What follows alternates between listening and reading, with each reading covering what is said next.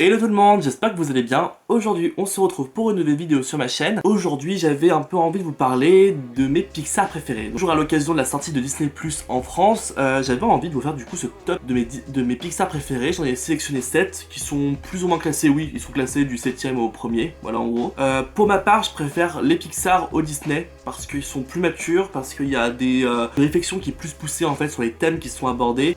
Quand je vois certains Disney, enfin en fait Pixar est quand même plus tourné vers les adultes. Il y a vraiment une double lecture de certains films qu'on peut avoir, de l'humour aussi qui est beaucoup plus présent que dans les films Disney. J'en ai sélectionné 7, je me suis limité à un film par franchise, en gros voilà, donc il y aura un seul Toy Story par exemple dans le top, parce que sinon je pense que Toy Story occuperait la moitié du top, clairement. Comme d'habitude, je vous invite à lâcher un pouce en l'air, je vous invite à vous abonner à la chaîne, je vous invite aussi à me suivre sur les réseaux sociaux, si vous voulez suivre ma vie et voir de quoi je me plains tout au long de ma journée, donc c'est BalouBellex, voilà, pour mon Twitter et mon Instagram. Et surtout, dites bien dans les commentaires quels sont vos Pixar préférés, parce que pour le coup, les Pixar, il n'y en a pas tant que ça, donc c'est assez facile de tous les voir. Pour ma part, je les ai tous vus, sauf Le Voyage d'Arlo et le dernier En route.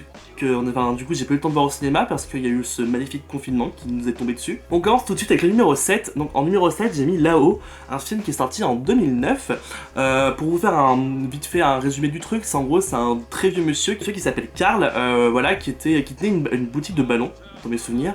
Pour sa retraite, enfin, il décide voilà de réaliser son rêve, c'est voilà s'envoler en fait, littéralement, en accrochant des ballons à sa maison, jusqu'en Amérique du Sud, voilà. Sauf que quand il veut partir il embarque quelqu'un sans faire exprès, c'est-à-dire c'est un jeune garçon voilà qui s'appelle Russell, qui est un tantinet pénible, un tantinet chiant, voilà, mais qui part avec lui du coup sans faire exprès, et du coup ils vont vivre une aventure, voilà, pour amener Russell à la maison, clairement.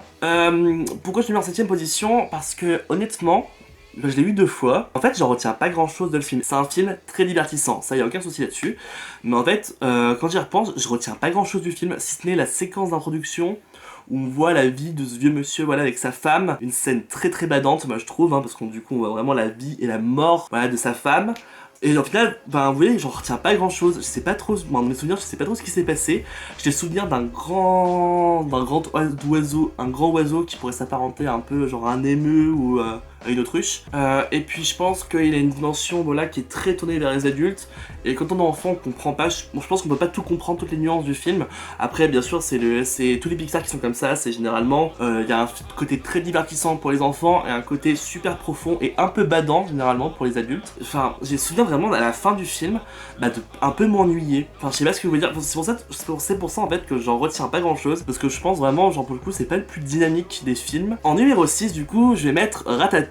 Ça raconte l'histoire en gros d'un rat et d'un chef cuisinier à Paris qui font équipe, voilà, pour faire des super bons plats et pour impressionner, pour faire tourner un resto et pour impressionner aussi la critique culinaire. Pareil, c'est un super film, c'est super divertissant. La vision de Paris, bon, c'est vu par des Américains, donc c'est complètement idéalisé. Toutes les maisons et toutes les rues ont vu sur la Tour Eiffel, voilà. Mais voilà, comme d'habitude, il y a vraiment de l'humour, l'animation est super bien faite, enfin, rien à dire. À chaque Pixar, il s'améliore, donc, enfin voilà, mais genre, pour un film de 2007, donc voilà, qui a maintenant 13 ans, l'animation est toujours remarquable, enfin y a rien à dire. Mais vous voyez, c'est un peu pareil que Là-haut, en final j'en retiens pas grand chose. C'était qui est très divertissant et la manière dont ils ont trouvé pour qu'ils fassent équipe est assez drôle et assez marrante. Et la fin est un peu, enfin je veux dire, y a pas un enjeu de ouf, si ce n'est de faire tourner un resto et d'impressionner quelqu'un. En 5ème position du coup, ça va être Vice Versa. Donc c'est un film que j'ai vu très récemment, parce que du coup je l'ai regardé quand Disney Plus a été lancé.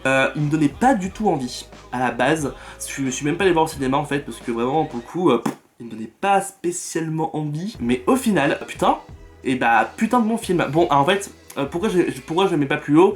Parce que je pense qu'un enfant ne comprend pas tout le film. Je vais peut-être vous expliquer un peu le pitch au final. C'est qu'en fait on voit les 5 émotions on est dans le cerveau d'une enfant qui s'appelle Riley, et on voit ces 5 émotions interagir. Riley du coup déménage du Minnesota pour arriver à San Francisco, et du coup c'est un énorme bouleversement dans la vie de cette jeune fille, voilà, qui a 12 ans. On voit ces émotions en fait qui sont personnifiées par des petits trucs, enfin des petits personnages en gros, voilà. Donc il y a la joie, il y a la tristesse, colère, il y a peur et il y a dégoût. Je me dis, un enfant devant un film comme ça, franchement il va pas tout comprendre, parce que même moi étant adulte, il y a des moments dans le film j'étais là genre waouh, alors ils ont voulu représenter le subconscient, alors je comprends pas trop pour le coup. Voilà, par contre ça a dû être un véritable casse-tête pour représenter en fait littéralement une personnalité. Comment représenter la personnalité de quelqu'un dans son cerveau de façon ludique pour qu'un enfant comprenne. Comment représenter des émotions, comment représenter des concepts. Enfin, c'est des choses qui sont super compliquées à visualiser, à mettre en place. Au final, je trouve qu'ils s'en sortent plutôt bien. Moi, voilà, du coup, étant adolescent, adulte, on sait pas trop, enfin plutôt être étudiant on va dire, c'est entre le stade intermédiaire. Moi du coup je comprends ce qu'ils ont voulu faire, vraiment pour le coup c'est un Disney super intéressant, il y a même un moment où ils changent complètement de design des personnages dans le film, et putain on me dit waouh, enfin genre c'est quand même couillu de faire ça dans un film. Comment représenter les rêves, donc ils trouvent une façon dans le film, je vous laisserai aller le voir, trop bien, l'idée qu'ils ont trouvée est trop bien, c'est super drôle, et vous voyez c'est ça dans les Pixar que j'aime bien, c'est que c'est drôle, et que du coup quand on est adulte, il y a plein de références à laquelle on peut comprendre la vie quotidienne, de la pop culture. Ce que j'ai aimé aussi dans le film, c'est que du coup les émotions de Riley dans sa tête ne sont pas féminines et ne sont pas masculines. Comment vous faire comprendre le film, c'est très compliqué franchement, mais allez le voir parce que ça vaut le coup, hein. Il y a des émotions masculines, des émotions féminines, voilà, donc il y a une vraie réflexion sur le genre en fait. En numéro 4 du coup, alors là on va parler d'un film ultra badant, c'est Coco. Je sais pas si vous l'avez vu, mais en gros, l'histoire au début m'emballait pas trop.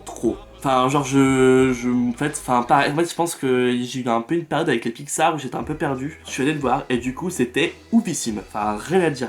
Les couleurs, c'est tellement coloré comme film, c'est hyper impressionnant. Si l'histoire au début peut paraître super banale et même limite un peu chiante en fait, c'est vraiment une ode à la famille, et c'est une ode à la vie, c'est une ode à la mort. Et pour le coup, le thème de la mort il est abordé de façon très douce, limite joyeuse, et voilà quoi. Enfin, c'est ça pourquoi j'aime bien les Pixar, c'est la fin du film elle est ouf. Enfin, c'est un festival d'émotions, un festival de couleurs, un festival de tout. Moi, vraiment, pour le coup, je vous conseille de le regarder. Du coup, il est pas encore disponible sur Disney+, mais bon, je sais que vous trouverez d'autres techniques pour voir le film. En numéro 3, du coup, c'est Wall-E.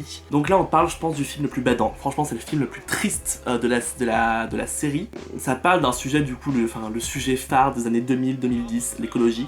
C'est vraiment un film très beau, mais alors franchement triste. C'est un peu même un peu lourd. La Terre n'est devenue qu'une immense masse ronde et couleur ocre. Les humains ont tout détruit et sont partis dans l'espace pour se réfugier. Et du coup, il n'y a plus que ce petit robot qui nettoie la Terre, voilà, comme il peut, et qui trie, et jusqu'au moment où il va tomber en fait sur une espèce vivante. Et c'est la première en fait qu'il trouve depuis très longtemps. Donc il y a un espoir de retourner sur Terre. La Terre n'est qu'un immense caillou vide où il n'y a plus que du vent et de la poussière. Enfin, c'est badant un peu. Et puis, du coup, c'est vraiment une réflexion sur la place de l'homme sur cette Terre, dans la société, et ce qu'il fait à la Terre. Vraiment, c'est vraiment une ode à l'écologie, hein, ce film. Et pour le coup, c'est vraiment un film assez triste, mais au final plein d'espoir, et ça fait plaisir d'un côté parce que alors là, les humains dans l'espace c'est ultra badant, enfin, et puis c'est des choses, tu te dis wow, en fait on n'a pas envie de venir comme ça, et c'est totalement exagéré de ce qu'on dit actuellement, mais en même temps il y a des choses on se reconnaît un peu là-dedans par rapport à notre rapport aux réseaux sociaux, aux écrans, et c'est assez badant, mais par contre franchement c'est magnifique, franchement courez le voir ce film aussi, enfin là je peux que vous conseiller de le voir. En numéro 2, alors là c'est la nostalgie qui joue totalement, c'est Le Monde de Nemo. En gros voilà, il y a Marin, sa femme et tous ces œufs poissons se sont fait bouffer par un poisson géant. Enfin, du coup, je pense que genre c'est un thon ou un espadon, enfin, je sais plus. Et du coup, Marin, qui a réussi à sauver un seul petit œuf, doit prendre soin de Nemo, qui est une petite nageoire atrophiée. Et du coup, c'est son premier jour d'école, il est tout content. Nemo, Disney qui a des écoles sous l'eau. Les poissons ne peuvent pas parler de base. Et du coup, Nemo, pour faire le kéké, en fait, premier jour de classe, il décide, ouais, vas-y, rapproche-toi du bateau, rapproche-toi de la surface de l'eau. Et là, bam, il se fait attraper. Et du coup, son père assiste à ça et fait tout pour le sauver, voilà. Sur son chemin, il croise un poisson chirurgien qui s'appelle Dory, un des personnages les plus hilarants, je pense, de tous les Pixar réunis. Et du coup, ils partent à la recherche de Nemo. C'est un film super drôle. Dory, c'est tellement drôle, et puis ses répliques maintenant je pense, sont devenues cultes, genre le qu'est-ce que t'as. Et quand j'étais petit, mais ça me faisait trop rire. Enfin, j'étais mort de rire devant ce film. Et puis du coup, avec le recul, c'est un film aussi hyper poétique sur l'apprentissage de la vie. Sur la vie en captivité, sur le fait de s'émanciper, enfin voilà, et puis il y a des scènes qui sont super drôles, genre quand je pense aux requins végétariens, scène c'est n'importe quoi, c'est super drôle. Ouais, vraiment je vous conseille de... Et puis l'animation, je trouve que l'animation a pas trop vieilli encore, donc ça c'est plutôt cool. Et en numéro 1, alors j'en ai mis un seul mais je pourrais mettre les 4, c'est la saga Toy Story. Donc j'ai mis Toy Story 2 parce que c'est mon préféré, mais tous les Toy Story sont juste hilarants. En fait du coup le 2 du coup en gros c'est Woody, donc le shérif, voilà le jouet d'Andy qui fait encore une crise existentielle et il se fait enlever par un richissime homme d'affaires qui tient des magasins de jouets. Et du coup tous les autres jouets d'Andy vont essayer de le sauver, voilà. Alors clairement, enfin je mets Toy Story 2 en premier parce que c'est mon préféré, mais tous les Toy Story sont trop bien, enfin moi vraiment c'est...